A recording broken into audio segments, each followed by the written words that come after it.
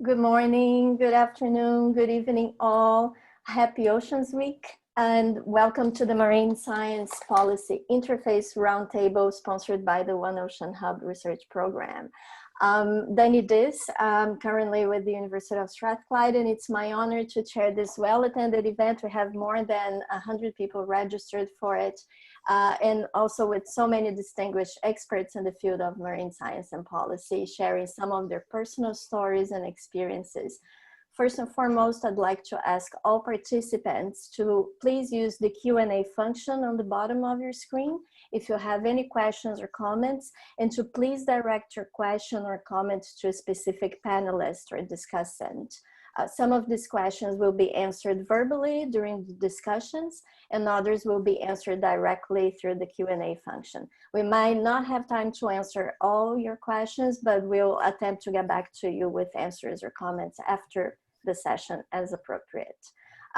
Our distinguished panelists for this discussion today are with us today are Harriet Harding-Davis from the University of Wollongong in Australia, and also with Tufts University in Boston, and she's also the co-lead of DOSI, the Deep Ocean Stewardship Initiative. We also have Professor Murray Roberts from the University of Edinburgh. He's the lead of the I-Atlantic research program, and he's also with the One Ocean Hub. We have with us also Professor Sabine Powell from the University of Plymouth in the UK, Professor Jeremy Hills from the University of South Pacific, and he's also with the One Ocean Hub and with Crimalysis UK. We also have Kirsty McQuaid from the University of Plymouth and also with the One Ocean Hub, Professor Rachel Weinberg from the University of Cape Town in South Africa and also with the One Ocean Hub. And finally, Professor Elisa Morgera from the University of Strathclyde, and she's the lead of the One Ocean Hub. And as discussants, our distinguished discussants today, we have Joseph Appiat from the Convention on Biological Diversity Secretariat, Angelique Pomponneau from Seychelles Conservation and Climate Adaptation Trust, Katinka Weinberger from the UN Economic and Social Commission for Asia and the Pacific, and Matt Gianni from the Deep Sea Conservation Coalition. So now I'll give the floor, without further ado, we have a lot to cover in this session, so I'll give the floor to our panelists who will briefly address some of the following points. I'm gonna ask all of you to provide me with a quick, brief update on why and how you first engaged in policy development processes, what or who was your motivation or inspiration and a turning point, and also to give a little bit of update to us on what you're working on today. And if you also have the chance to talk a little bit about some of the main challenges that you have encountered and some of the different approaches that you have used to overcome some of those challenges, it would be great. So I'll give the floor first to Harriet, please. Harriet, the floor is yours. Thanks.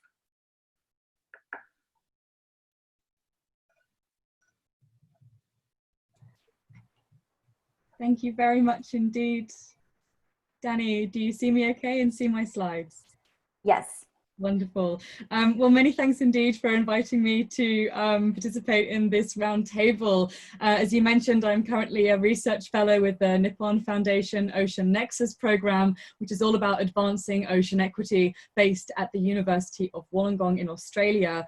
But I also have the good fortune to be a guest investigator at the Woods Hole Oceanographic Institute's Marine Policy Centre.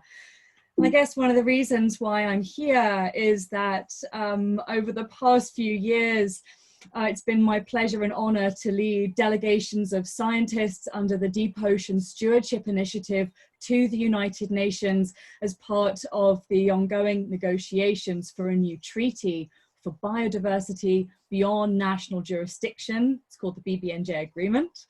And this is, of course, concerning the 2/3 of the ocean which lies beyond the limits of national jurisdiction. It's deep, it's remote, and there's a lot of really complicated scientific issues, not only in informing what this agreement's trying to do, but also how it will achieve its objectives through things like capacity building. But let me just go back and talk about how this all started. I've always had a deeply held passion for the ocean and for informing and implementing policy decisions. This started as a child, rock pooling on the beach in Portsmouth, to training as a dive master in the Philippines and seeing firsthand the power of citizen science projects and community-based marine management initiatives. But as a marine biology undergrad, I guess I became really concerned about climate change impacts on the ocean and on the peoples whose livelihoods depend on it. So I shelved slightly my dreams of being a manta ray photographer and swapped my wetsuit for a suit and ended up in the halls of national science academies, starting at the UK Royal Society and going on to the Australian Academy of Technological Sciences and Engineering, working on global challenges like health, food, energy and water security, to some pressing and contentious issues for things like geoengineering, really highlighted a couple of common themes for me, which I utilised during my PhD research, leading me into the BBNJ agreement. One of those key things was that science policy is a two-way street, and really thinking about the interactions both between how policy informs and influences science, as well as how science informs policy, opens up a wealth of opportunity for things like science diplomacy, which proactively harnesses science cooperation to tackle global challenges. And I just want to briefly touch on 3 reflections from those experiences that might be relevant to our discussion today, and how some of the challenges in informing these processes and some of the approaches to possibly overcome them. My first reflection really concerns mechanisms of science policy engagement. Many avenues exist. There's organizations set up to actually enable this kind of thing. There's opportunities to contribute to UN processes through written submissions, published policy briefs, participation in negotiation sessions as observers, written statements, as well as, of course, things like workshops which enable those dialogues. In the past few years alone, myself and my colleagues in the Deep Ocean Stewardship Initiative and things like the Nippon Foundation NERIAS program have collaborated with governments, intergovernmental organizations and non-governmental organizations to convene more than 50 science policy workshops and more than 18 side events just at the UN BBNJ process alone. But my second reflection really refers to making best use of those mechanisms really depends on trust, transparency, and time. Building relationships with anyone, anywhere, of course, happens over the course of some time, and dialogues are really important to enable that. So while side events and things are definitely helpful to produce material, what's even more helpful is if the scientists that we bring there have had the opportunity to speak with delegates beforehand to really understand the key issues in play, and also to participate in discussions afterwards. So workshops and that kind of thing are really, really useful to build those relationships and that mutual understanding. And my third reflection really digs into that a bit more, which is that these processes are so much more effective when these types of dialogues are truly interdisciplinary and international. So through our work in DOSI and Ocean Nexus, we bring together anthropologists, people from economics and law backgrounds, as well as natural scientists, to really look at some of these challenges in detail. And we often talk about the importance of science literacy. What I think it would be great to talk even more about is the importance of policy literacy among science communities and how we can help to foster that through discussions and dialogues. And I guess that's really my final kind of closing thought about that two-way street, that relationship and connection between science and policy, is one of the best bits, which is the excitement of all of this and how much fun it is. I remember as a dive master seeing people's faces the first time they open their eyes and breathe underwater. That connection with the ocean is incredible. In a similar way, when we beam in deep sea images and footage from research vessels into the United Nations during the BBNJ negotiations side events, it's really exciting to see delegates' faces light up and how exciting that is. But one of the things that you don't get to see on the big screen is the smiles on the scientists the first time people walk into the United Nations and get to have a say and help out in some of these processes. That's the really fun part, and I look forward to the discussion today. Thank you all so much. Wonderful. Thank you so much, Harriet. If I could just give the floor now to Murray, please.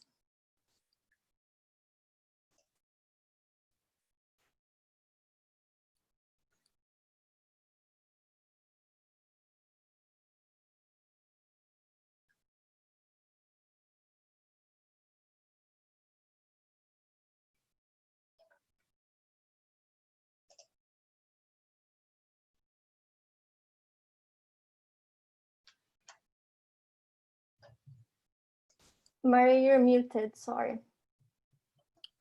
Schoolboy error, Danny, schoolboy error. I was starting by saying that despite having been on Zoom for the last 3 months, I still am rubbish at using it. And I wanted to begin a few words by just showing some pictures that helped catalyze my interests and kind of the journey that I've been on ever since in the science policy interface.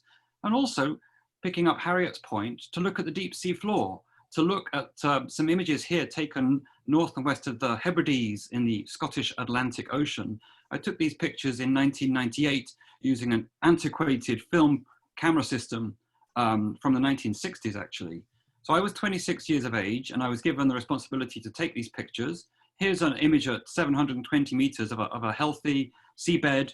My boss at the time saw this image and said, "Oh, Murray, what a busy bottom that is. What a lot is going on that image. You have burrowing crustaceans, you have anemones, you have everything living on the rocks." But what really struck me from this period were the images that I took at the same time. About 40%, even 50% of my pictures showed these scars on the sea floor. These are the scars produced by bottom trawling here on the soft sediments of the continental slope north and west of Scotland. The same year I went across to Norway, joined Jan Helge Fosse and a team of biologists who are following up the reports of longline fishermen that the deepwater coral habitats had been damaged by trawling. And these pictures really stuck with me. They still stick with me. And I think it was the launch of my kind of interest and journey towards how the research that I do could inform the policies that we need to have in place to prevent this kind of destruction. This is a very, very clear example. There are many, many more issues now we're grappling with, more insidious threats of global climate change, which you can't see so clearly in a compelling image. But these images back in the late 1990s, early 2000s had a huge effect on the generation of UN Resolution 61105 to conserve vulnerable marine ecosystems and work out suitable management plans.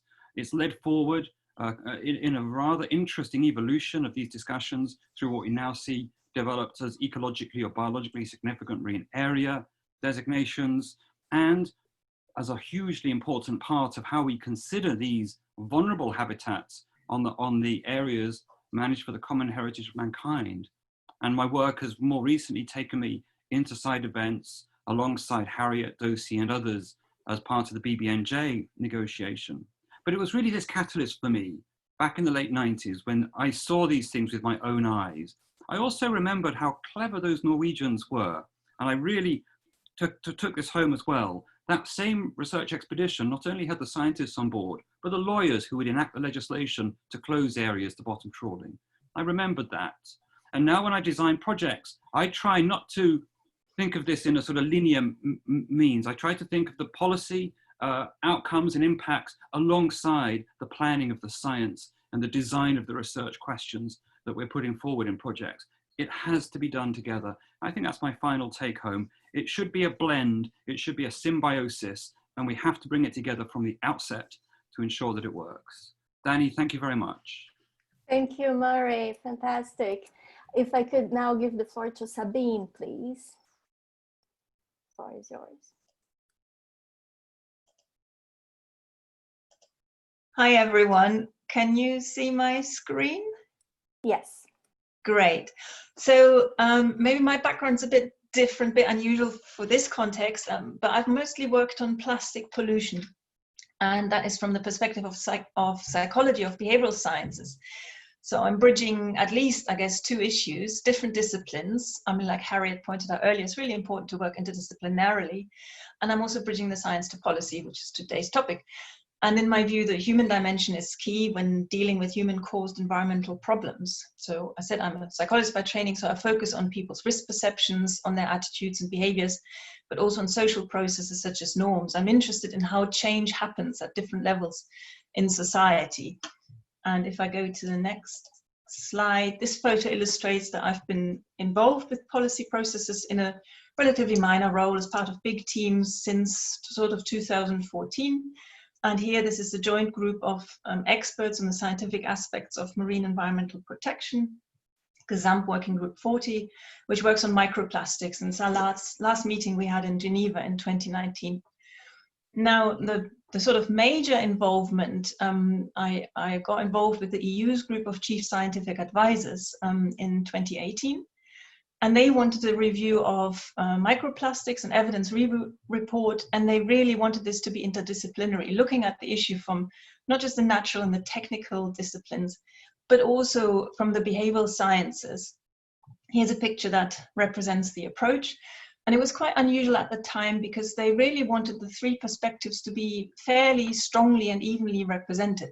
Now, the evidence that exists in each of those aspects is different. There's a lot more evidence on the natural sciences, but they found it really important to bring everything together. So that was really excited because they tasked the SAPEA group to find a natural sciences chair, and the natural sciences chair then picked a behavioral sciences co-chair.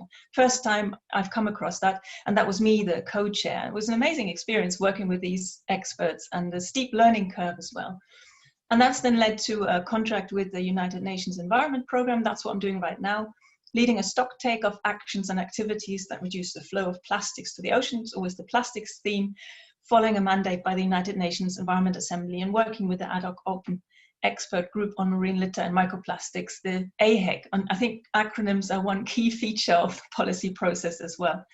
And here's just a picture, the last AHEC group in Bangkok, where I presented our initial approach and we got feedback from all the different nations. So my biggest inspiration in this, and the reason why I'm really involved in this process so deeply now, is Professor Richard Thompson here at the University of Plymouth. We've collaborated now for more than 10 years, and he's a natural scientist and marine biologist, but he's really opened up my thinking and has been so welcoming of the social and the behavioral perspective. And without him, I might well still be doing lab work, which is quite common in psychology, testing undergraduate students. So that's the inspiration. In terms of challenges, I think there are three main challenges. One is if you really do applied policy work, it's difficult to still connect with your home discipline. Maybe this is even harder in psychology because psychology work is quite specific, theory-based, very controlled, and a lot of policy relevant work is quite broad brush and often a bit more superficial than academics tend to like. And that's a difficult tension to manage, to really stay connected with your home discipline. Second, there's the timelines. In my experience, policy wants answers right now, whereas academics want to do things rigorously. They often need a lot of time and so on. That doesn't match up. And then there's, of course, also the political dimension, which as a scientist, you're probably not used to when you're starting out. Sometimes you can't state things quite as directly as you might wish to. Or there's some sort of political context that you don't know about. It's impossible to read when you come in as a scientist. And you need to work very closely with people who have been in that process for longer to avoid these sensitivities.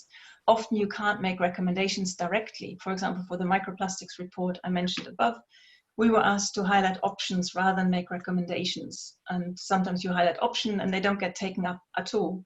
It's very frustrating. And then the final thing, so I guess from the summary so far, you might have seen I've mainly worked with other scientists and preparing reports, insights for people working in policy or on the policy interface. And they take this forward in their organizations. For example, DEFRA at the UK level, at G7, the UN. So the approach would be to write text, and it's very heavily text-based, which also surprised me initially, and then presenting this. Sometimes I get asked to comment a bit on the communication aspects because I'm a psychologist, I guess. For example, the WHO has asked if I'm happy to talk to their communication specialist when the next report is ready, but that's rare. Mostly it's behind the scenes.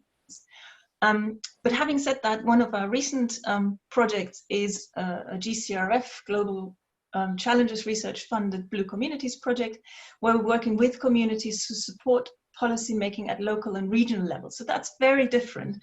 So see this picture here where we're working with partners in the Philippines on future scenarios. So getting different members of the community involved, thinking about future scenarios and working that into the policy at those levels. So these are school children here who are painting the future scenarios on a wall of their school.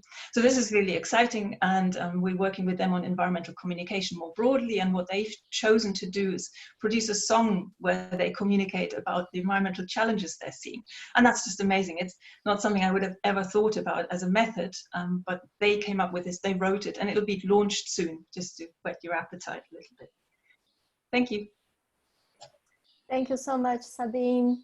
If I could pass now the floor to Jeremy, please. I'm just trying to get out of my screen again.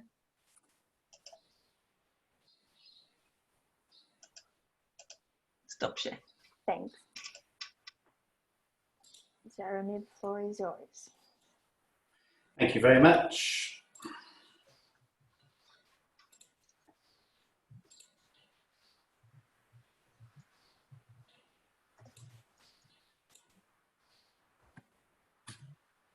I would like to start really in the august footsteps, I think, of Charles Darwin, because I started my career a number of decades ago studying barnacles, a particular species of barnacle, the settlement patterns in the barnacle.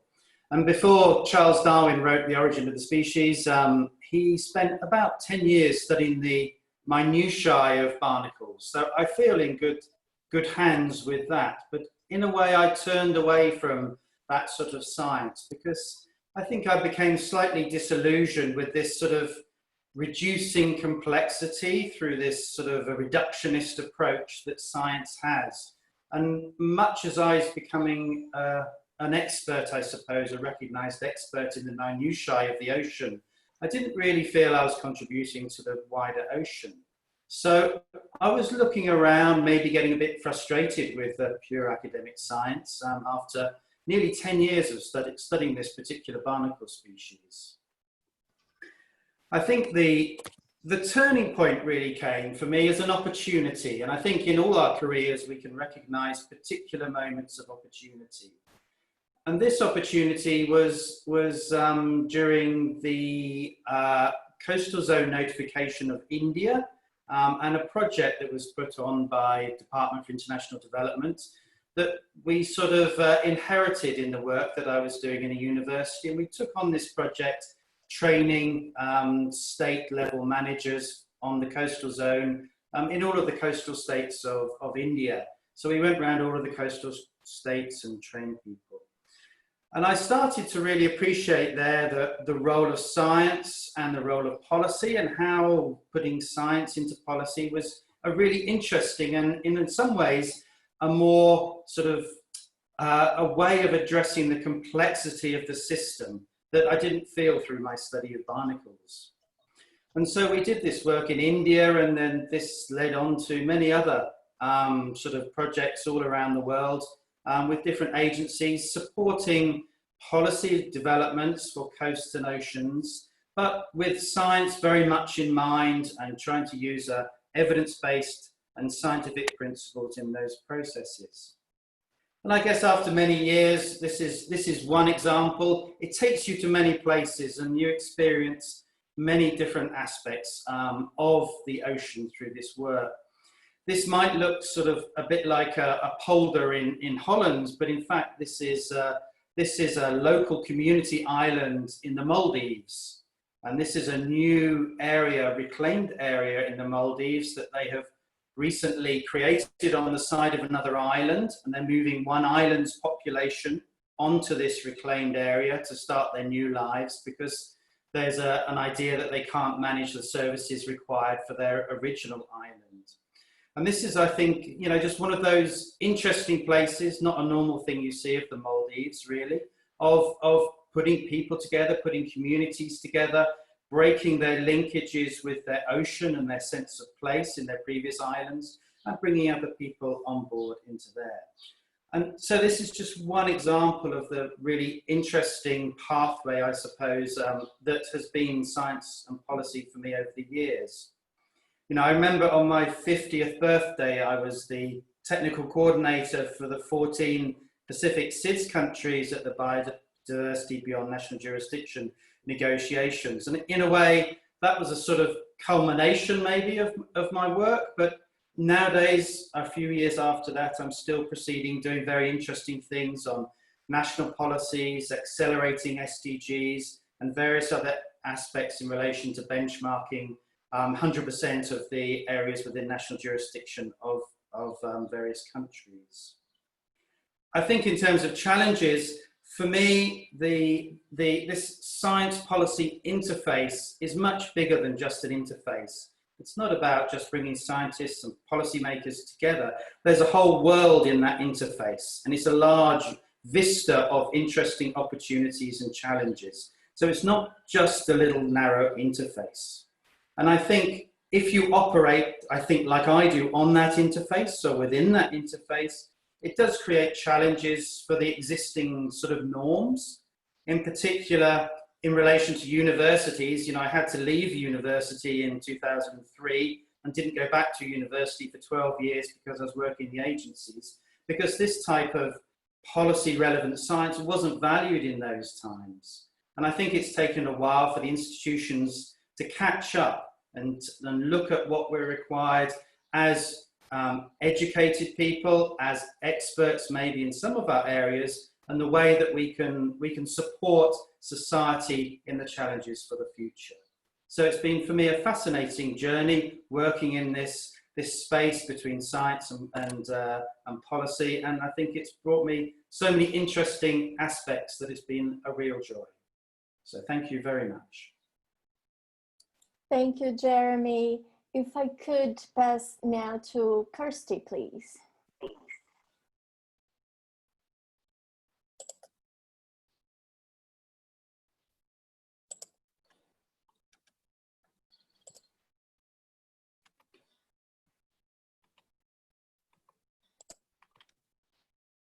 Cool, right. So I'm Kirsty McQuaid. I'm a South African deep sea ecologist, currently based in England at the University of Plymouth, and I'm working under the One Ocean Hub, which has been mentioned briefly, but it's a really large interdisciplinary project with lots of different partners involved. So I'm an ecologist by training. I started my journey into deep sea research about 5 or 6 years ago. And my first introduction to working at the Science Policy Interface was when I started an internship at the South African National Biodiversity Institute. And this is where I met Kerry Sink, who's this incredible woman, who is the Marine Program Manager at SANBI. And a key piece of work that she does is to provide scientific advice to the South African government to improve management of marine ecosystems. So while I was at SANBI, I got involved in a government-led initiative, which was all about unlocking the blue economy. And a key goal in this was to establish a new network of marine protected areas. So my main involvement in this work was through stakeholder consultation, so meeting with various different parties, mainly oil and gas, but also fisheries, and discussing the proposed protected areas and kind of highlighting any areas of concern and attempting to resolve conflict and kind of facilitating compromise on both sides. So it was really interesting, but obviously it comes with many different challenges, but the ones that I was mainly exposed to were dealing with conflicting interests, and then the effective communication that's needed to go with this. So yeah, the establishment of MPAs in South Africa started a long time before I got to SANBI, some of it before I was even born. But so by the time I got there, this tool that we call the Heaven and Earth Map was already in place. But how it started is one of the managers of an oil and gas company that was a major stakeholder in this stormed into Kerry's office and put down this map, which he said, this is my Heaven and Earth map. And so all of the areas in red, I will move heaven and earth to prevent any kind of protection from being implemented in these areas. but there were also areas of green that were maybe less contentious. And so this map became a tool which really unlocked years of frustrating discussions and allowed the process to move forward by allowing stakeholders to identify, different areas of priority. And so finally, after many years of really hard work, this new network of proposed protected areas was implemented and declared in 2019. And this was obviously a really big achievement for everyone involved. So that was my first kind of introduction to science policy type work, and I really loved it. One of the key capacity development challenges for deep sea research in South Africa is the lack of academic champions. So there aren't really any deep sea ecologists associated with universities, and those that are, or those deep sea ecologists that are in other institutions, there are very few of them, and also they're very overburdened because obviously there's so few of them. And so I left home and I went to take up a PhD in England at the University of Plymouth. And this is where I met my second Kerry, Kerry Howell, who many of you will also know, and she's another powerhouse deep sea ecologist, and she works at the Science Policy Interface as well. So I did my PhD in deep sea ecology and marine spatial planning associated with deep sea mining, and I was funded by UK Seabed Resources, who is a seabed mining company, through the International Seabed Authority's training program for building capacity in developing nations.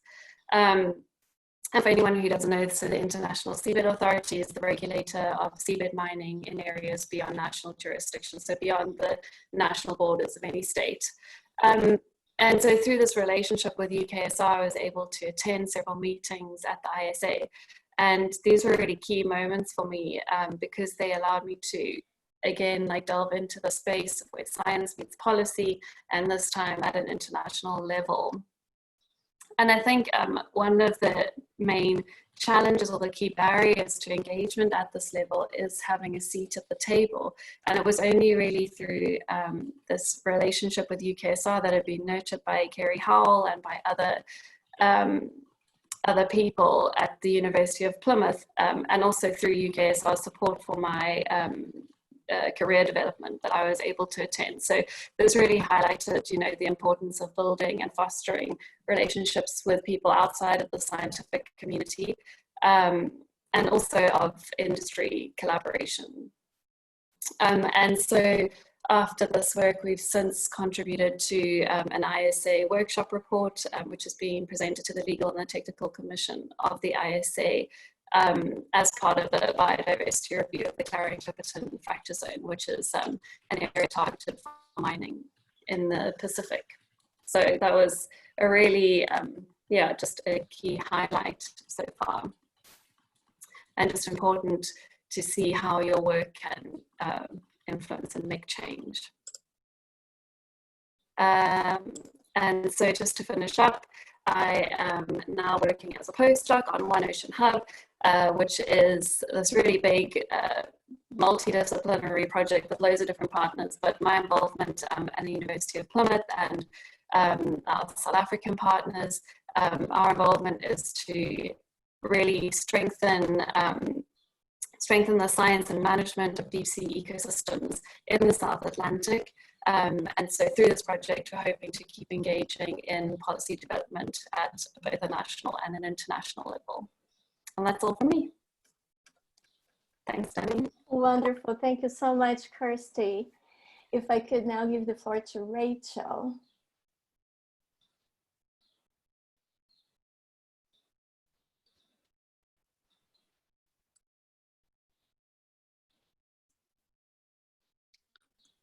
Hi, everyone. Can you see my slides okay? Yes, we can see. So, yeah, thanks, Danny, for the introduction. If you want to put on the... So I'm Rachel Weinberg. I'm a professor at the University of Cape Town, and I'm a member of the One Ocean Hub. And I also hold a research chair on bioeconomy issues across a range of biomes, including the ocean, but also terrestrial biomes. But I started off as a marine biologist, and this is a photograph of the very, very beautiful Langebaan Lagoon, which is in South Africa. I was doing my master's here under the mentorship of Prof. George Branch, and I was looking at the impacts of bait collecting and human trampling in this lagoon. And I really loved it, but as time went on, I became really frustrated by the lack of a human dimension in the picture. And you can see there are lots of people in this picture, but I was only sort of narrowly focusing on the sort of the myofauna and the macrofauna. While next door, well, this is actually in Richards Bay, the other side of the coastline, but all the way along the west coast where Langebaan is located, diamond mining has almost entirely closed off access to very large parts of that coastline. And this is Richards Bay, where the coastal dunes have been mined extensively for titanium. And I was starting to ask questions about the environmental crisis, and particularly these very powerful commercial interests who were, in my mind, pillaging the environment, and were very much fueled by a very consumptive lifestyle, largely of sort of the richer countries. And I became involved in a number of projects looking at community benefits from projects like mining, and realizing that they were quite negligible, and asking questions about the sort of the broader interests behind these sorts of enterprises. I switched gear after doing my master's in marine biology to doing one in environmental science. And as part of that, I decided I would do my thesis on the Rio Earth Summit. And I attended the Earth Summit, and as one of a handful of South Africans at the time, because South Africa was still excluded from the United Nations. And I wrote my thesis on the implications of the Earth Summit for South Africa. But at the Earth Summit, I was exposed very powerfully to some of these sort of broader political ecology questions of who was benefiting from biodiversity, the inequalities between the North and the South. And I became very acutely aware of some of the social justice issues that were linked to environmental sustainability.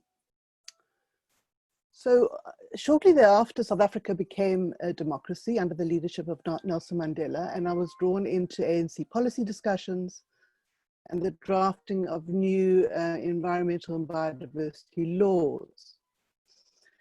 I became involved as well in various civil society movements, resisting GMOs, asking questions about who benefited from the commercial use of biodiversity.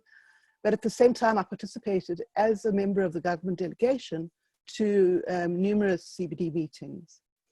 Also becoming involved in drafting various technical papers on biodiversity, policy briefs, infographics, and so on. So from that point, I suppose, to now, which is one of wearing multiple hats and working very much with these same questions around the commercial use of biodiversity and associated traditional knowledge. At the policy level, looking at questions of access and benefit sharing, and how biodiversity research can be made more equitable, especially with the move towards use of genetic sequence data. So this disconnect between the physical collection of samples now and the storage of this information in these massive databases is becoming a massive stumbling block in many, many international negotiations, from BBNJ through to the CBD, the International Treaty on Plant Genetic Resources, as well as the World Health Organization. So for me, it's been a really interesting journey. And I think one of the big challenges that I can think of is, how does one deal with this disconnect between the very, very fast moving world of science and technology and the move towards, for example, digital sequence information or synthetic biology or CRISPR and gene editing, and the very, very slow tortoise-like pace that policy moves? So how can one infuse that policy space with a greater sense of urgency and up-to-date knowledge of how things are actually taking place in the scientific and technological space. And I think I'll leave it there. Thanks very much. Thanks, Rachel. Great picture. And if I could give the floor now to Elisa, please. Rachel, yeah, if you start, perfect. Thank you, Dani. And thanks to all the panelists that preceded me. Very exciting to see that those personal paths and how we got to know each other. For my side, I think I started on quite early, engaging with international policy spaces. During my PhD on international environmental law, I had the chance to join the team of the Earth Negotiations Bulletin, so an NGO that provides independent and timely report of the UN negotiations. And I participated in the early UN New York-based developments that have led eventually to the BB&J negotiations. But also I participated in meetings of the Convention on Biological Diversity and other UN meetings on the environment and the marine environment. And I think initially as a PhD student, I was really just keen to make sure that my research was accurate, that it reflected what was actually going on in UN halls, and to understand for myself how different countries with different interests can find common ground and work together, or why in some cases they can't. Later on, I was really lucky to work for a few years with the UN Food and Agriculture Organization of the United Nations, and doing quite a lot of work on legal and policy advice at the country and local level. And I was doing so with a series of other colleagues from different disciplines: policy, economics, forestry, fishery. So we would do those country missions together and really find out what were the different perspectives on the ground and the different agendas of different parts of government and stakeholders and the private sector around natural resources. And that gave me the other side, I think, of understanding what we discuss internationally, and then how do we implement international law on the ground, and what are the challenges there in terms of finding common ground and working towards common goals. Many years later, I still kept going into UN meetings and meeting many of the colleagues on the call today.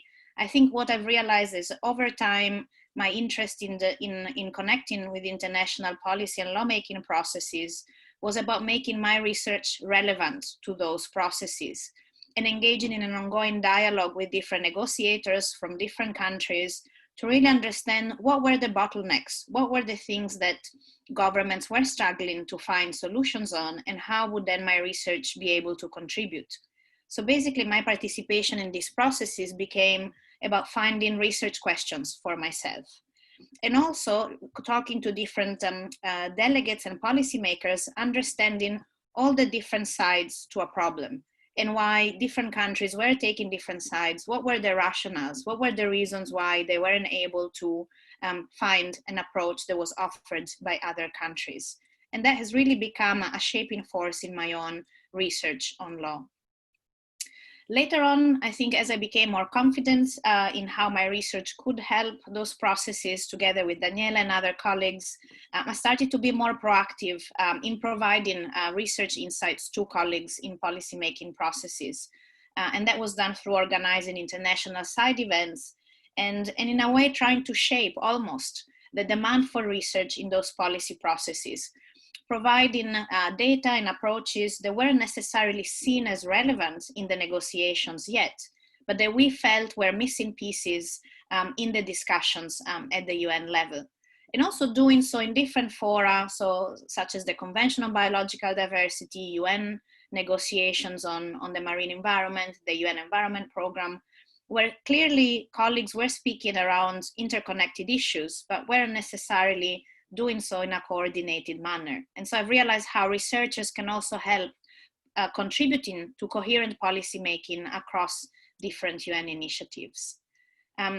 Eventually, I was also very fortunate to be recognized for the relevance of my research, and I received invitations to either speak at UN organized events together, for instance, in this case with the UN Special Rapporteur on Human Rights and the Environment, but also to do consultancies for the CBD Secretariat, or for instance, for the Food and Agriculture Organization.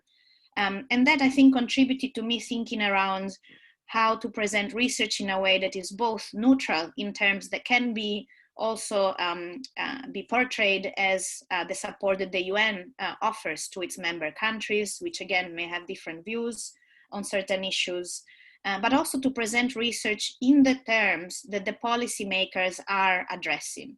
And so the cooperation with CBD Secretariat and other UN bodies has really helped me to understand how we need to convey our research, not so much in the terms that make sense to us as researchers, but in the terms that the policymakers themselves are using. And finally, what I'm doing today with all the colleagues on this call is really taking that a step further. And I think Mari already alluded to it. I mean, how we need to take that understanding of the relevance and responsiveness and salience of research for policymaking at different levels into our own research. And so thanks to the GCRF, the UK Global Challenges Research Fund, we've been able to develop a global program of research across marine sciences, social sciences, the law and arts, and really see how we can develop research that can transform ocean governance together with policymakers, UN partners, local communities, NGOs, taking all those sides to the questions that we're all very familiar with, to shape research programs and then to co-produce the knowledge by keeping that dialogue going in and out of UN rooms and really shaping our work in an iterative manner to contribute to those international decisions as well as the decisions taken at the national and local level. So I'll stop there. Thank you.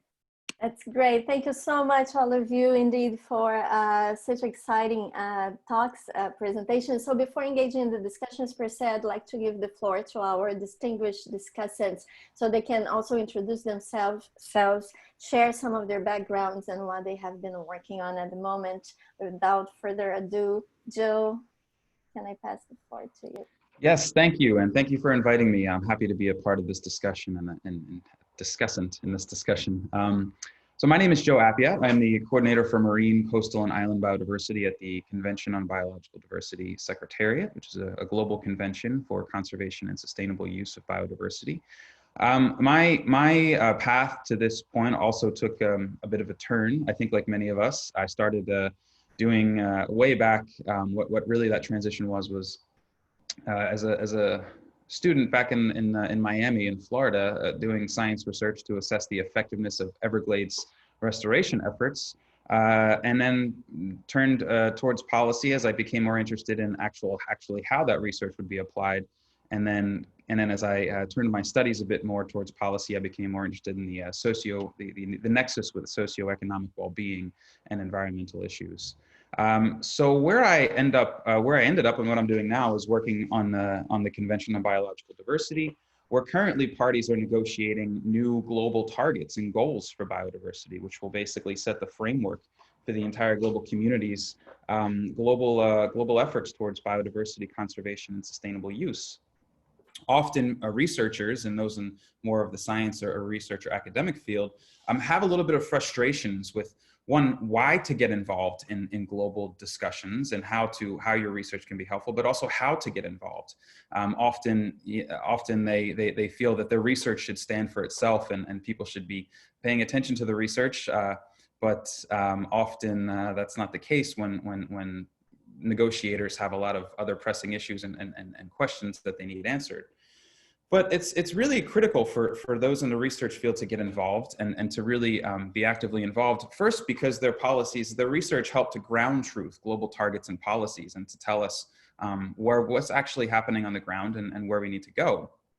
And likewise, governments look to researchers and good science advice to actually implement the goals and targets that are set at the global level. So they really look for science and good research to help. But what's important, and I think what's often a bit of a source of frustration that I've seen, is that policymakers won't tailor their actions or their priorities to your research.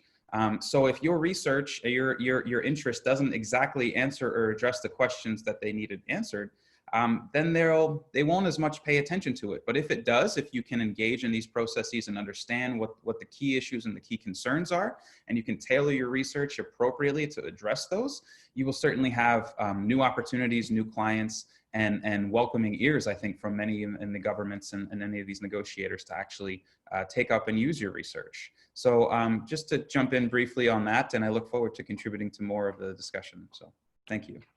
Thank you, Joe. Thank you so much. If I could give the floor now to Angelique. Hi, everyone.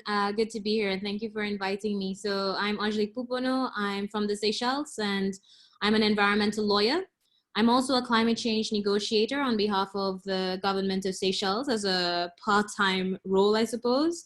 And I've always been the one in the delegation tasked with speaking with the scientists, speaking with the researchers. Perhaps speaking to Joe's point, ambassadors and principal negotiators tend to be very busy, and speaking to researchers and essentially taking something very detailed to bring it down to 2 pages to be able to brief an ambassador and help come up with a position.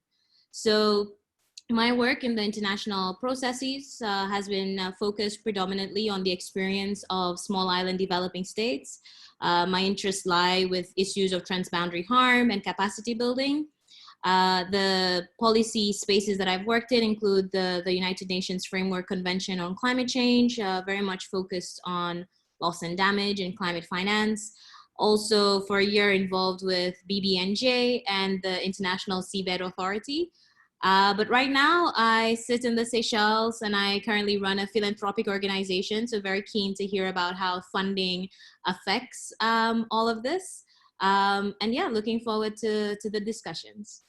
Thank you. Wonderful, thank you. Katinka. Hi, thank you for giving me the floor. And just quickly, it was so fascinating to hear all of these stories earlier. I'm Katinka Weinberger. I'm the Chief of the Environment and Development Policy Section at the Economic and Social Commission for Asia Pacific. So a very warm welcome from Bangkok. Here at ESCAP, our member states have given us a mandate, an ocean-related mandate, only quite recently, maybe for 3 years now. But that indicates the significance that our member states are attaching to ocean action. And I wanted to share with you that just recently, just actually 2 weeks ago, our member states had come together to adopt a resolution on strengthening cooperation to promote the conservation and sustainable use of oceans, seas, and marine resources for sustainable development in Asia and the Pacific. And I am mentioning this resolution because it specifically refers to the role of science. In that resolution, member states commit themselves to encourage the implementation of policies built on sound science, and also commit themselves to science-based decision-making and policy development. So in a way, this is good news, of course, because it indicates that our member states recognize the value of science. But I think it's important to recognize also that there are other factors that play a role beyond science and policy. And I guess that's depicted by the right side of my slide, because the negotiations that led to this resolution were informed by a theme study that the Secretariat had written, which identifies opportunities for regional collaboration in the context of a couple of areas that are really important for Asia and the Pacific, such as ocean data, sustainable fishing, marine transport, and also marine pollution. And it's this last element that I want to speak to. And the work on marine pollution that our team had contributed on, which of course really is an example of a global problem, but with a solution requiring both regional cooperation and national implementation, where we expanded the understanding of important levers that contribute beyond looking at science and policy only, but also including economy and finance. Where on the governance side, managing the ocean requires multi-stakeholder engagement, strong institutions, clear regulations, while on the science and innovation side, there's the role of scientific innovation and new technologies to say develop sustainable alternatives to plastic and ensure recovery of plastic. But the success of this, of course, is, and several of you have already alluded to that, are really determined by policy processes and effective institutions. And then there's a third important lever, economy and finance. So you need to really have the right economic incentives and also the disincentives in place to catalyze innovations and the outcome of science. So how do you bring these different levers and the respective stakeholders and actors together? And that's an area that I work in, with all of these differences in national priorities and the differences in the relevance of the ocean for local communities and economies. Very clearly, there is no homogeneous architecture of ocean governance that could be replicated. So I think it's really important to have strong platforms in place where different players can come together. And this is the role that we at the Secretariat would play. So we provide this platform for sharing information, for sharing proposals, for sharing concepts, ideas, best practices, and then to facilitate a neutral exchange amongst these different actors. So this is from my side. Thanks very much again for the opportunity. Thank you so much, Katinka. Can I give now the floor to Matt Jani, please?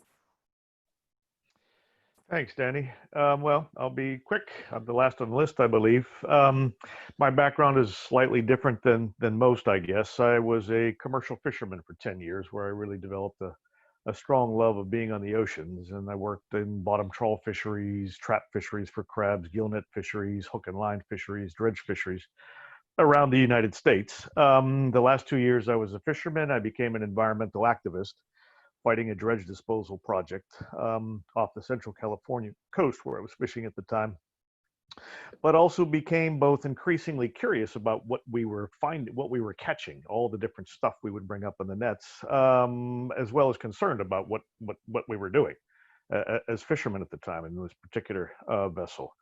At any rate, for a variety of reasons, I left fishing, went to work for an environmental organization, Greenpeace International, got involved in several campaigns, one to stop large-scale drift net fishing on the high seas, another to challenge the shrimp aquaculture industry, both for its environmental and social impacts, IUU fishing, and in international negotiations for the UN Fish Stocks Agreement from 1993 to 1995, and various instruments that were negotiated under the auspices of the UN FAO, such as the International Plan of Action on IUU Fishing. Eventually coordinated Greenpeace International's Oceans campaign, and then left that in part because I wanted to set up a coalition, or help set up a coalition, to deal with the problem of bottom trawl fishing in deep ocean areas. And like Murray, but on the other side of the equation, I became aware of the scientific concern over trawling on seamounts and the damage to these deep sea coral ecosystems and other types of ecosystems associated with seamounts and elsewhere in the deep ocean, and said that's outrageous. We need to, and it's against the law. We need to. This goes in contravention to a lot of the treaty, the international agreements that had been negotiated at that time on fisheries. So helped pull this coalition together, the Deep Sea Conservation Coalition, which I still work with. And we took the issue to the United Nations General Assembly, and were successful in getting a series of resolutions adopted by the General Assembly calling for urgent action to protect these deep sea ecosystems. And I'm still working with others to try to get those calls for action effectively implemented by the regional treaty organizations that manage high seas fisheries. And more recently have gotten involved in deep sea bed mining, going to meetings of the International Seabed Authority, working to advocate for a highly precautionary approach to deep sea bed mining. We're also calling for a moratorium through the Deep Sea Conservation Coalition. And so it's activism, but drawing very heavily on science. And finally, I might mention I'm involved in several deep sea science projects, two of which are coordinated by Murray Roberts. So I get to ask Murray the hard questions. But It's again coming in from, I think it was Rachel that mentioned this, or maybe Harriet, that you take and Eliza, that you need to look at what the policymakers are looking for and see if you can help manage the science or input the scientific work to try to make it as relevant for the policymakers as possible. So that's it in brief from my side. And happy to be here. Great, thank you. Thank you so much, Matt. Just before giving the floor to the panelists to answer that, I just want to ask, I know I'm conscious that Joe won't be able to stay with us for much longer. So Joe, if you have a couple of extra minutes, do you want to ask a question or make a comment? Sure. So I think maybe I could ask a question as I can ask the question and then jump off and just assume it'll be answered expertly. I think from my side, I've been engaged in policy processes for quite a long time. I think I got into policy relatively earlier in my career, so I perhaps am not aware firsthand as much of the challenges of being a researcher and academic and trying to speak to a policy audience or speak to a policy process. But I'd be curious to hear from others on the call about the learning process that they had to go through to do that. I think I've seen in my experience, researchers come to a CBD meeting the first time and be a little bit thrown off as to why they're talking this way and why don't they just address this issue. It makes much more sense if they talk about it like this, and it may be, but then they kind of go through it. Okay, I see if this is going to get anywhere, I have to engage it like this. So I'd be curious to hear about from others how they went through that process of learning how to tailor and translate their work and speak to an audience that may not be thinking or speaking the same way that they do. Any of you, or Murray, let's say Murray. Thank you, Danny, for putting me on the spot. I appreciate that. And also thanks, Matt, for always asking the hard questions, which you certainly do. So as somebody that like Eliza, coordinates these large projects, just going back on how I got to where I am, really, there's a question from Andre Poljak, some of you will have seen come in, asking how people get enthused to do this and why they would. And I think it does have to come from a passion about something. So you see something that isn't quite right. It might be around the fairness of access to capacities, human equity. It might be around the damage to the environment. And then you just get it into you that you want to try and do something. I think Jeremy spoke to this very eloquently about moving from the minutiae of a particular scientific issue to a slightly different stage, but it still has to be informed by the minutiae. You have to be able to track it back to really strong evidence. So I think being able to do both is a great honor and privilege. And certainly in an arc of a career, maybe it attracts people sometimes who are a little bit, I don't know if the word dilettante is right, or, sort of you want to keep challenging yourself and spread yourself a little bit thin and always to feel a little bit uncomfortable. It doesn't sit well if you want to be always comfortable knowing that you think you know all about everything. You end up feeling, to be quite frank, that you know very little about anything at all times, which is how I seem to end up. So I feel, Danny, I'm waffling horribly, but caring massively about something and wanting to see a translation to action, I think are absolutely essential. Thanks, Murray. Katinka. Thanks a lot, and perhaps something of a follow-up question to the previous one. So in my intervention, I briefly mentioned that one of the roles of the Secretariat is to provide this platform to various actors and stakeholders, right? We bring policymakers together with scientists, with business, with civil society. And I wondered, from your perspective as scientists, as researchers, what we as the Secretariat could do better to strengthen that science policy interface. Where is it where you see that the Secretariat should strengthen its support? Thank you.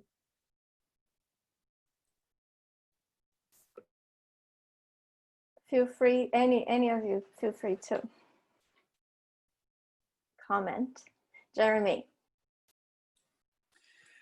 Yeah, I think it's important in sort of moving into the policy arena to be in the game. And I think the opportunities that are provided by various institutions for scholarships or for internships all of those things I think are vitally important, and the Secretariat, the SCAP Secretariat, and other organisations. I think we need a willing crowd of people to work in this policy space, and I think to promote those mechanisms and allow people to be in the game is vitally important.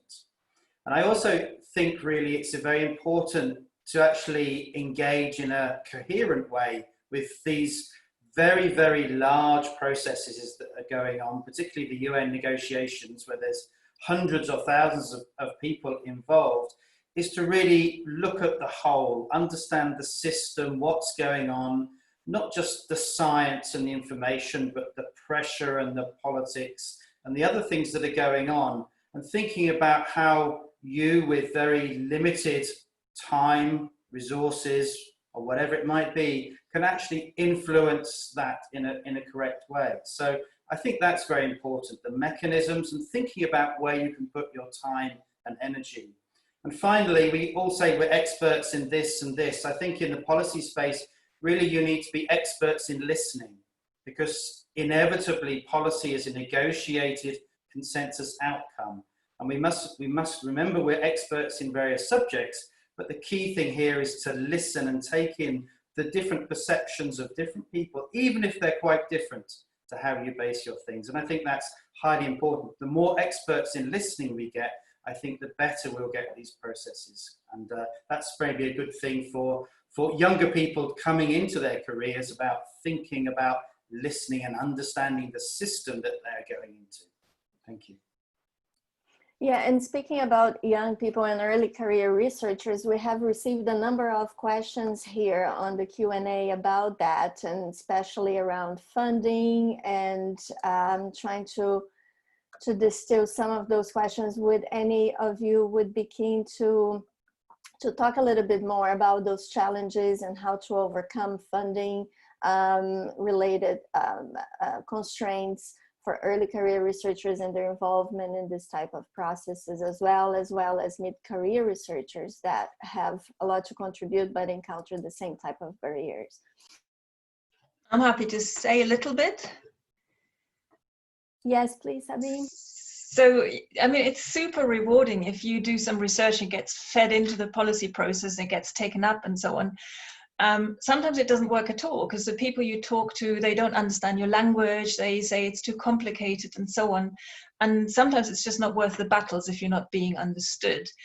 But try to not just insist on the facts, but insist on the meaning of the facts. I mean, I think that's what other people said about the listening. Often policymakers can't deal with lots and lots of detail because they're incredibly busy people, and you really need to boil it down to the key message, to a simple message in a way. That's really, really important. The other thing, and I put that in the chat as well, think about the policy. If you're a young and early career academic, do you want to go 100% into policy work, or is the primary research important to you? And having that balance is incredibly difficult sometimes. And I think it's really important that you keep going with the primary research as well, because that's what gives you the stuff to feed in. So yeah, think about the balance that's right for you. And the final point, I guess, is work with people. We have different perspectives, people have different motives and so on, and try and find allies that you can work with.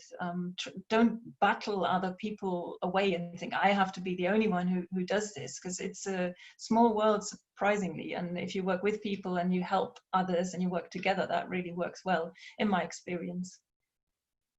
Thank you, Sabine. Sorry, Elisa, can I just give the floor to Angelique, because she also needs to leave soon. So yeah, and we'll come back to you. Angelique. Right, just a couple of questions for the panelists, and thank you for such a interesting, insightful discussion. So for the panelists, in particular those that have worked at the UN within these processes, many people representing member states are perhaps more engaged with matters of interests, national priorities, and some may even have different relationships with NGOs within their country. So this is to say that some countries may treat NGOs with certain suspicions, for example. How have you overcome such challenges?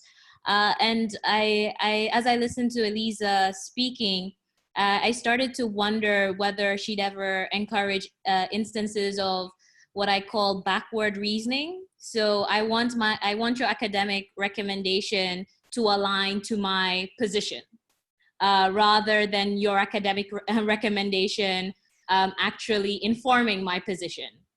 I wonder whether this was ever an issue. So yeah, just those two questions, and hearing more about successful science policy interactions would be great. Elisa and Harriet. Okay. Shall I go first, Harriet? Thanks so much, Angelique, for these questions. I think it's a back and forth reasoning and arguing. And I think both on my side and on the side of all the delegates I've met at the UN, it goes back and forth. I mean, there's reasons why negotiators have a certain position, and that may depend on national priorities, on their capacities, on very crucial issues that are maybe determined at the national and local level. And so it's really important as a researcher to understand where that position is coming from. And then both providing elements that respond to those needs, but also maybe provide additional elements that may help to see how you can negotiate while keeping your national priorities, but also finding ways to meet others midway. And I think that's very important for negotiators to trust that our researcher is there to help and not just to sell his or her science or support one group, really trying to engage with what's happening in that policy sphere, which is balancing and finding consensus. But I think it's also equally important for the researcher to understand that where things are stuck, even if maybe in somebody's, in the science things are quite clear, is that just there are additional elements that need to be taken into account. So it's always been, I think my advice also for other scientists who want to engage is that don't get frustrated where people don't appear to listen or are very stuck on their positions. There's always very good reasons why that's the case. And even if they don't understand or misunderstand your science, that's so important for a researcher to understand and respond in a very kind of responsible way as well. Thank you so much, Angelique, for the question and the really important points that you raised. Just two brief reflections to follow on from Eliza's point, which I really agree with. The first is in really listening to the perspectives of the delegates and trying to understand the national perspectives can be informed by working through the networks that exist through science and research, reaching out to make sure that there's a full understanding of the perspective that's coming from the different countries, and working within these international networks to put those together and really try to build a perspective of what the sort of portfolio of views looks like. And I think that by sort of understanding that perhaps variation in different national perspectives, as well as positions on particular issues, gives an opportunity for to stand back and have a view of why a certain action may be in the common interest of all. And in order to do that, I think that presenting options that are policy relevant but not policy prescriptive necessarily, can be really crucial to be heard and to be clear about where one is coming from, if that is the intention to present and inform, but not necessarily to try to get a particular outcome. And I think that's something that scientists engaging in policy processes have a decision to make, what kind of engagement one wants to do and what kind of recommendations you want to make. But I think really that presenting options in detail and scenarios can be really crucial and help to avoid politicization of science. And that really, I think, comes down to the final sort of closing thought, which I mentioned earlier, which is transparency about, who you are, where you're coming from, and what sources you're drawing on for this can be really crucial. So what's worked really well in my experience is bringing together scientists, not just natural scientists, social scientists, lawyers, etc., from different national perspectives, as well as different disciplinary perspectives, to collate those different options, put them together, say where all the sources are, write an information paper, and then do a 2-page policy brief. So you've got that robust evidence in the background. Thank you. Great, thanks, Harriet. Murray. Thank you, Danny. It's actually a point that's going back to some of the discussion we've been having around early career research, which I think this is just so important, isn't it? And just the kind of obvious point, that unless we resource things, they don't happen. I think it's easy when you get to a certain stage in a career and the projects are funded and things are happening that you can jump between things, but we sometimes forget how very, very hard that is to do until you got into that scenario. So really a plea to everyone on this call and to people on the panel as well, that we can never give up on that. So those that are deciding how things are funded, to please think in a very international and broad context as things are built. I think the One Ocean Hub and the Global Challenge Research Fund is an excellent example of pulling things together seamlessly and funding things internationally. Another superb example would be in the context of the Atlantic Ocean, the Belém statement that allows Europe, South Africa, and South America to come together in a common funded framework. And that's really, really vital. If the funds are there, we can, through our networks, which are well developed on the science side and the policy and in between, we can go places. But if we don't have the option to do so because the funds haven't been generated in such an international context, then we'll always be very, very limited. So it's an obvious point, but I think it's one that we have to keep hammering on. We have to keep the internationalization, and we have to break down the barriers, especially at earlier stages of careers, so people are empowered to do the work and network and get going. I would advocate get going as soon as you can. Yeah, that's a great point. Thanks, Murray. Kirsty. Oh, sorry, I hope my mic is a little bit better now, but I just wanted to add to that and say it was a point that Harriet actually made in one of the questions and answers that was typed out, is the importance of joining organizations and things like DOSI that have representation at higher levels, so that as an early career you can start to engage in these types of processes and go to these meetings and things, even if it's just to like sit in the background and soak it all up. So yeah, joining networks and things that have representation at a higher level is really important. And then obviously just to reiterate Murray's point about funding and how important it is for, I think, for early career, speaking from a perspective of a scientist, wanting to engage in policy development, the importance of funding and being able to attend these meetings to learn how to engage, because as a scientist, I mean, at university and things like that, you really aren't taught anything about how to engage. And so it is like by attending these meetings and things like that, that you get exposure to that and experience in that and can then build. Importantly, you start meeting people and things like that and creating your own network that you can then build off. So just to reiterate those points. That's great, thank you. I'm conscious of the time. We have only 11 minutes left, so there are 2 points that I'd like to pick up here from the Q&A, and also some points that Matt had raised before.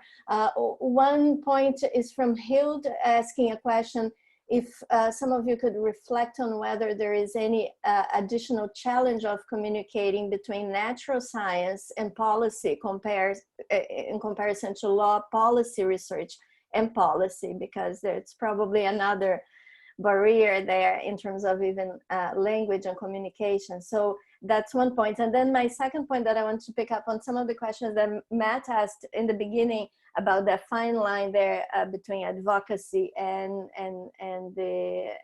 working in policy making in light of best scientific available information that you're developing. So you can further elaborate on that, Matt, but if anybody would like to touch upon that, you know, the additional challenge of communicating natural science to policy, it would be great. Harriet. Only if there's no other hands.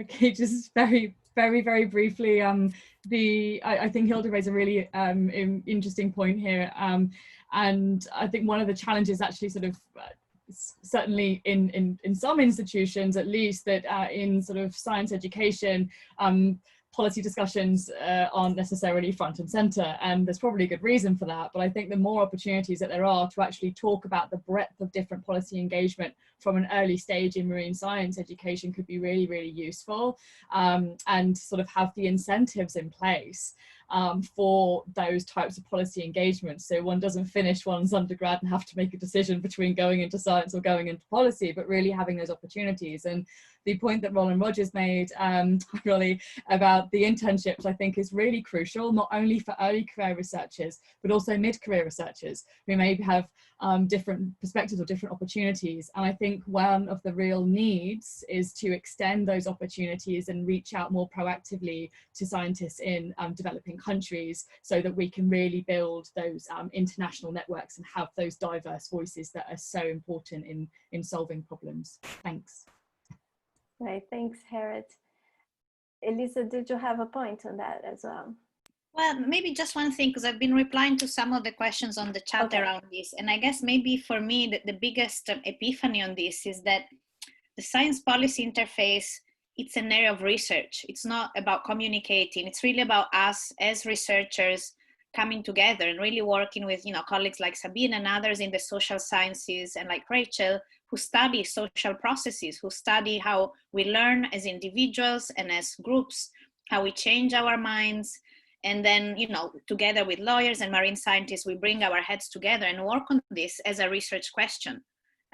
Because it is, for how much we may want things to change and we may try, this is much more complicated than communication. There are all that balancing and understanding and connecting the bits of knowledge we each have to really bring that change about.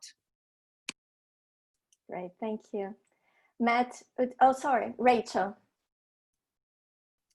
Yeah, just to add to that, and maybe it hasn't been said yet, but science is also not value free. So I think we need to recognize that we're all human beings and we all have our ways of knowing and our ways of understanding and valuing the world.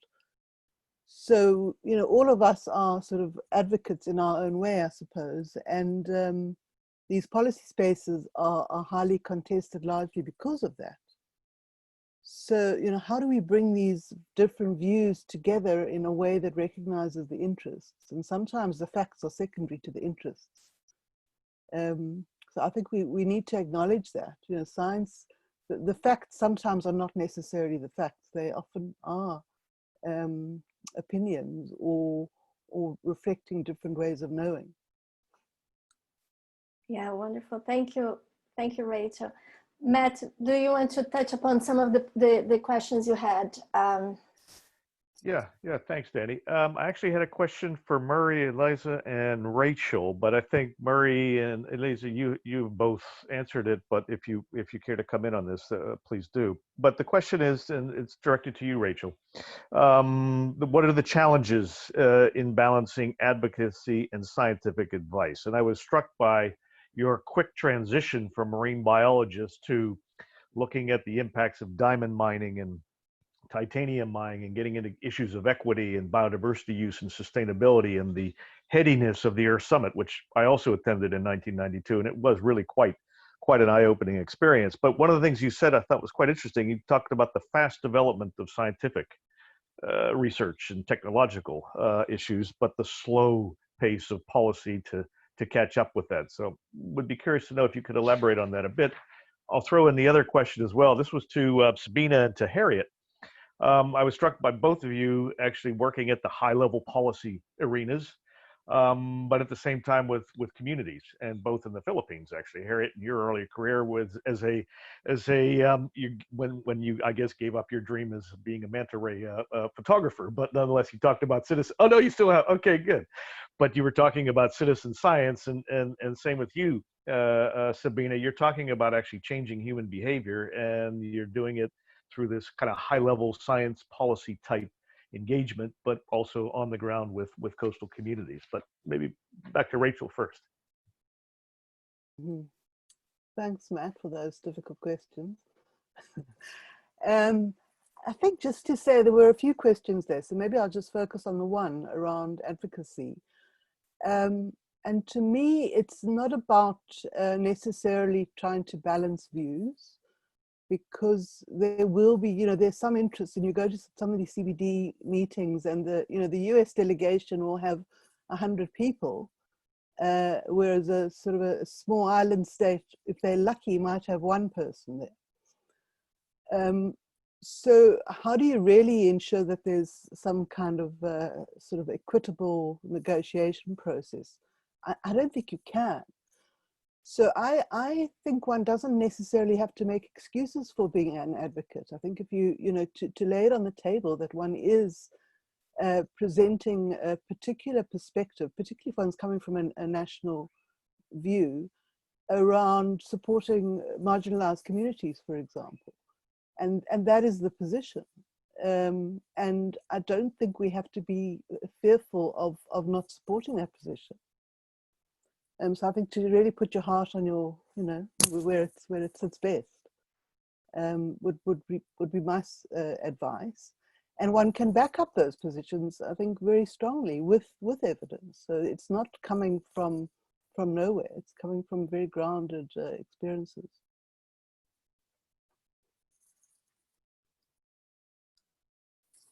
Sabine?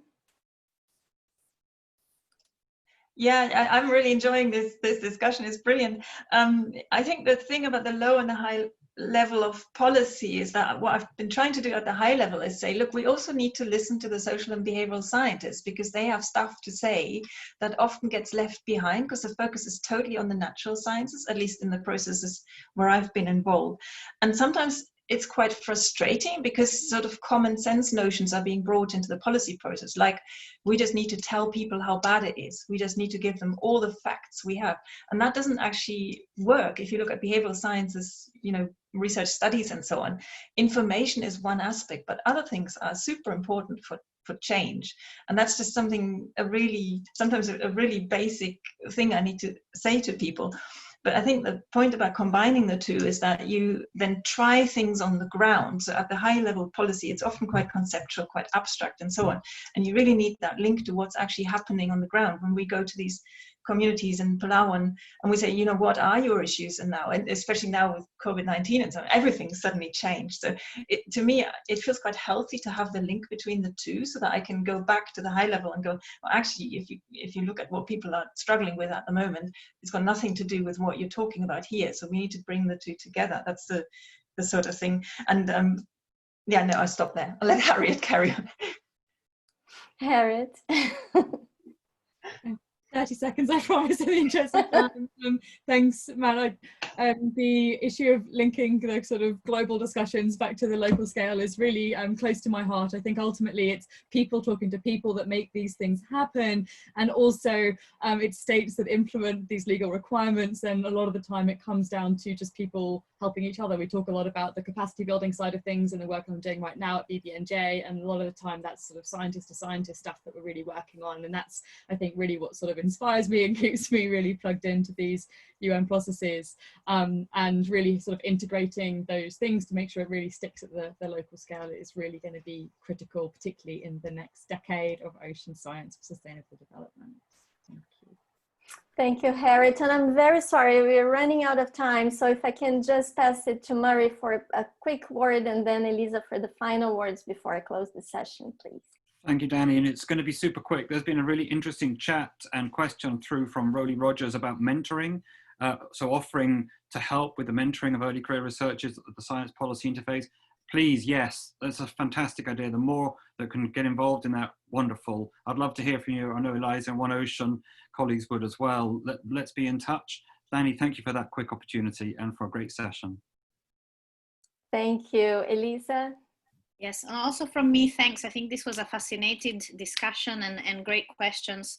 I guess on the advocacy advice question, I mean, a little bit like Harriet said, I think dialogue is really important. And as Rachel said, an open dialogue where we explain where we're coming from and we listen to where others are coming from, and whether and how the research is seen in one way or other is really important. And maybe the final point to just wrap up what we've learned through this session is the point that also Angelique mentioned about the funding. And I think that's something that we certainly have learned with the One Ocean Hub and the role that our funder, the UK Global Challenges Research Fund, has allowed us to do, which is both opportunities, I think, for repeated funding, for projects that get it right, they find good collaborations, they build those partnerships and friendships among researchers, between researchers and colleagues working in policy and law. I think that that is a long-term endeavor. It's not something that we can do in like a 3-year time or 5-year time. I guess all the people on this call have been involved in these processes for a decade or a bit less, the younger ones. And I think for funders, it's important to recognize this, as well as I think set very clear requirements about equity. And some things we as researchers are able to address ourselves, but sometimes we do need those clear requirements so that everybody's on board on making sure we have a balance of global north and global south researchers, early career research and more established ones, looking at gender issues and general inclusiveness. So, and how the funding, the research funding goes is really the proof of the pudding of how we're trying to be more inclusive and connected ourselves. And I think that's needed for then the research to speak to policy spaces where we want those connections across different divides. So we need to walk the walk ourselves, and funders have a huge role to play in allowing us and sometimes also pushing us in the challenging directions we need to take. Wonderful. Thank you so much. I want to thank all of you, all of our distinguished panelists and discussants. Huge thank you for your time and fruitful discussions, and also for all your questions from the participants. We had a lot of participants and your questions were spot on. So thank you so much. And just to let you know that this session has been recorded and it will be posted on the One Ocean Hub YouTube channel. Thank you.